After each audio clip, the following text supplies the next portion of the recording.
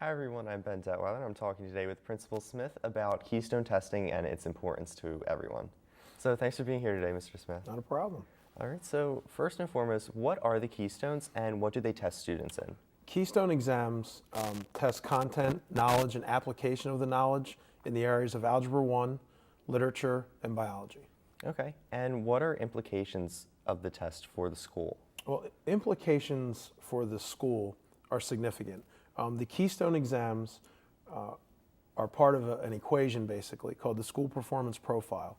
And that profile is a number that they assign schools between 0 and 100. And it's sort of like a grading scale. So if you score in the 90s, you're considered an A. If you score in the 80s, you're considered a B. And so our school performance profile, about 90% of that school performance profile is a result of our scores on Keystone exams. Okay, and what are implications for students taking the tests? Well, implications for students, our current 9th and 10th graders, it's a graduation requirement. So it's very high stakes testing. I don't believe that any student should be measured by a single number or even 3 numbers alone, but in the state of Pennsylvania, they're graduation requirements. For our current juniors, the numbers are significant because that SPP is how people judge us. So when you're applying to a college, if you're going to apply to the University of Oregon, what do they know about Norristown? Probably not a whole lot, but when they Google us, they're going to go right to the state site and they're going to look directly at our school performance profile and judge us based on that number. Okay, why do you think these tests are so important to the state of Pennsylvania? It goes back a while. So you've heard of No Child Left Behind, enacted in 2003. And since then, they've had measures of our schools performing where they should be or not. And it used to be making AYP, adequate yearly progress. The federal government intervened, they changed some of the rules, and so we had to sort of change how we're holding districts accountable. So Pennsylvania chose Keystone exams as one way at the high school level to hold schools and districts accountable. Okay, and what are the state's goals for these tests?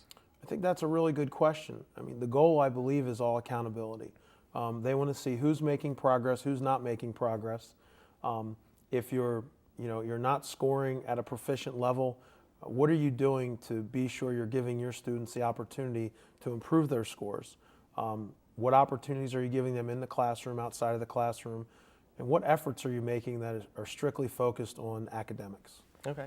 Do you feel that the Keystone tests and the state put a lot of pressure on the high school and its students? In my opinion, being in public education at the high school level for 22 years, yes, I do. It is a lot of pressure and it is a lot of stress. The students start feeling the stress as we're preparing for the exams. The teachers are constantly stressful about how are they preparing their students? How are we going to test on test days? Is it going to be a rainy day or a sunny day? Did you eat breakfast? Did you not eat breakfast? I believe these high-stake tests, although I think they have some merit, I don't believe that it's the best way to measure a student or a school or a district's level of success. Okay. Why should students take this test seriously? Well, it goes back to school performance profile. We also use the information from these tests to sort of help develop their academic program. So we use the results of these tests to identify maybe who should be taking advanced placement courses or who maybe could use a little bit of remediation. I mean, our goal is to prepare everyone and give them a 21st century education, but we're all different individuals. So the school performance profile, it's very, very public, very out there. Planning for individual academic programs is very important. And it's a graduation requirement for our 9th and 10th graders. It's a very significant assessment. Okay, so would you be able to explain to me what the requirements are for each grade level regarding the Keystone testing? Sure, so for graduation requirements for our current 9th and 10th graders are to complete 25 credits here at Norristown Area High School, complete a senior project, and to score proficient or advanced on the 3 Keystone exams that currently exist, which are literature, algebra 1, and biology.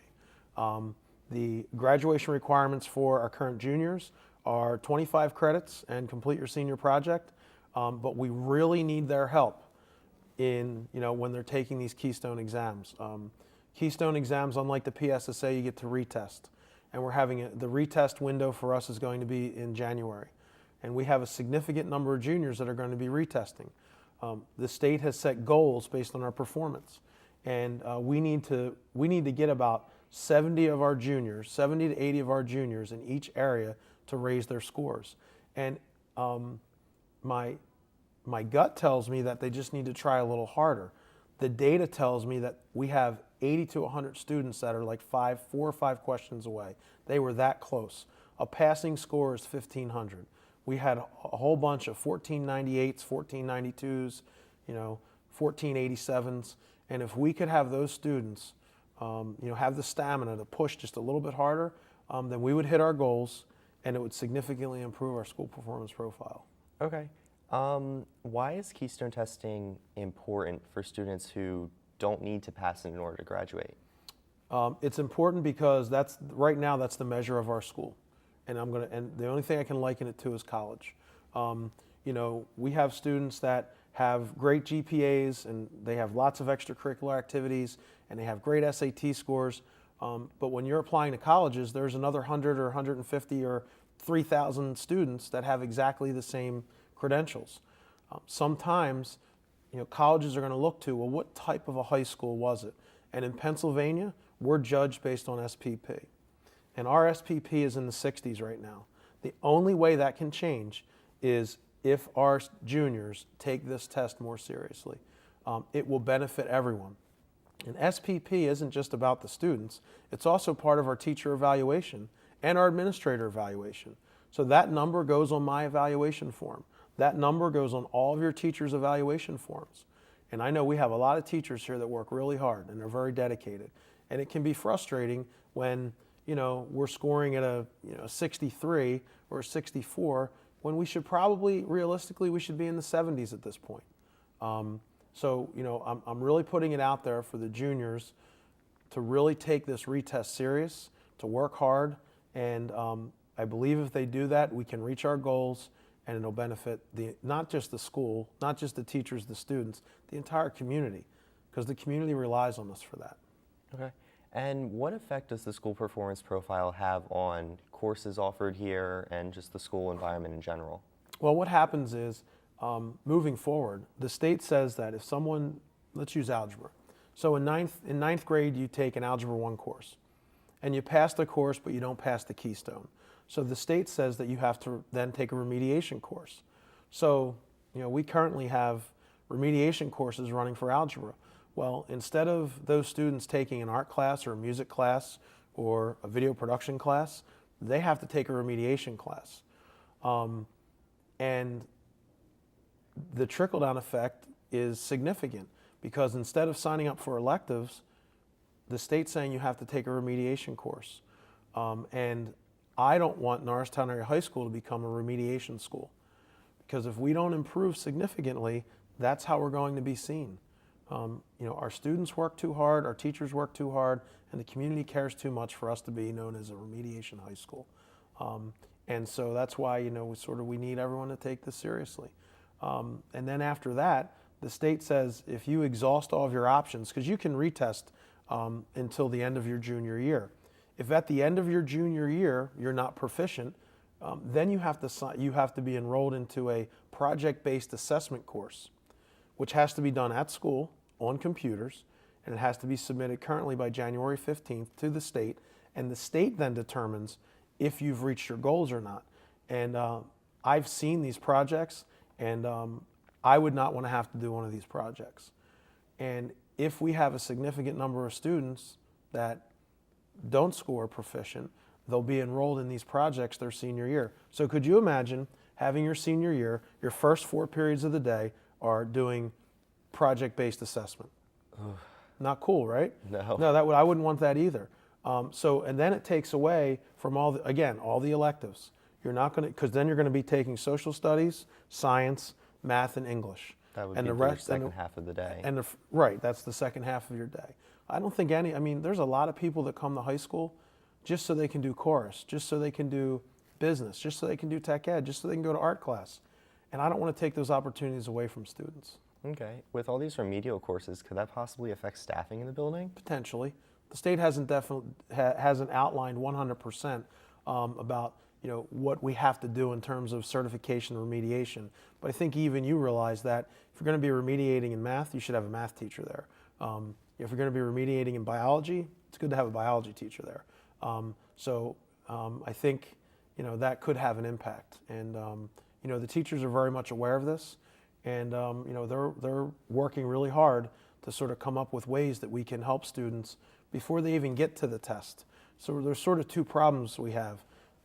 What we're doing leading up to when they're taking it the first time, and then how we're going to attack it after they've taken it and not been successful. Okay, and since these keystones are really important, and of course no one wants to experience any of the implications from them, so will any extra help be available to help students make sure they pass the keystones? Absolutely. I mean, we're doing things now that students probably don't even notice. We're using teachers are using keystone type questions in their assessments. They're using keystone type questions in their do-nows or their warm-ups. They're using rubrics that are very similar to the state, how the state would score a constructed response. In math, when they say, show your work and then, talk about, describe what you did, that's important. That's how you gain points. So our teachers are really modeling the types and levels of questions that occur on a Keystone exam.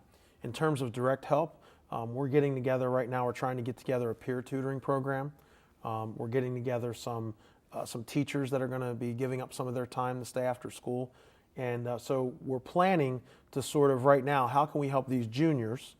And they're getting some of that now without realizing it. And then the real plan is going to be, how can we make the community more aware in the spring leading up to the May Keystone exams for our current sophomores? And how can we make them aware that these tests really do matter? They're very significant. And whether we like them or not, they're incredibly significant. And we sort of need everyone to help. And when I talk to teachers or groups of students, community, I always say we, because we have to do it together. It's not one individual that's going to be able to make a change. What message do you have to these juniors or other students who have come really close to passing the keystones but weren't able to get it? I think it comes down to effort. I really do.